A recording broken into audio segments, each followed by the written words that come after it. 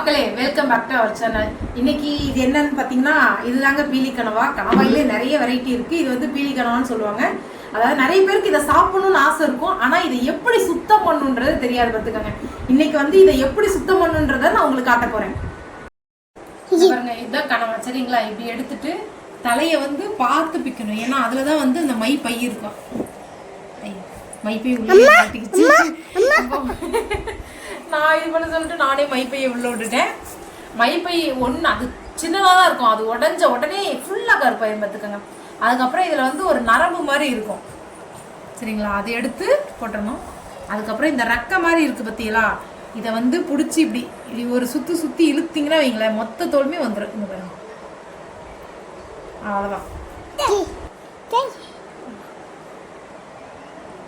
தலை,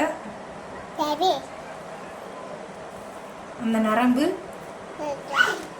அவங்க பிச்சு போடுறாங்கண்ணா. நீங்களும் பிச்சு போடுங்கம்மா.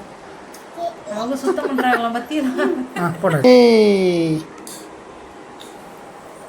ரொம்ப குட்டியா இருக்கு பத்தியலா, ஆனா இதை உடைச்சோம்னா அவ்வளவு மை வரும். அதாவது இந்த இதான் கனவாடுன்னு சொல்லுவாங்க, ஆனா அது வேற கனவாயில் உள்ளது. அதை தான் வந்து இந்த லவ் பேர்ட்ஸ்க்கு இதுக்கெல்லாம் இறையா போடுவாங்க, சுண்ணாம்பு சத்து அதிகமாக இருக்கும் அப்படின்ட்டு. இந்த மாதிரி நம்ம க்ளீன் பண்ணி எடுத்துட்டு உங்களுக்கு ரவுண்டாக வேணும்னாலும் கட் பண்ணிக்கலாம், ஆனால் மோஸ்ட்லி இதை வந்து ரவுண்டாக தான் கட் பண்ண முடியும்.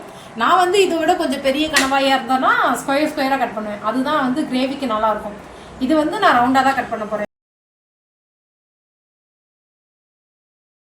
இந்த மாதிரி நீங்கள் வந்து ரவுண்டாக கட் பண்ணிக்கோங்க. அவ்வளோதாங்க. இது கனவா க்ளீன் பண்ணுறது வந்து ரொம்ப ஈஸியான வேலை. ஸோ இதை பார்த்து நீங்களும் கனவா க்ளீன் பண்ண கற்றுக்கிட்டு அதை சமைச்சு சாப்பிட்டு டேஸ்ட் பண்ணி பாருங்கள்.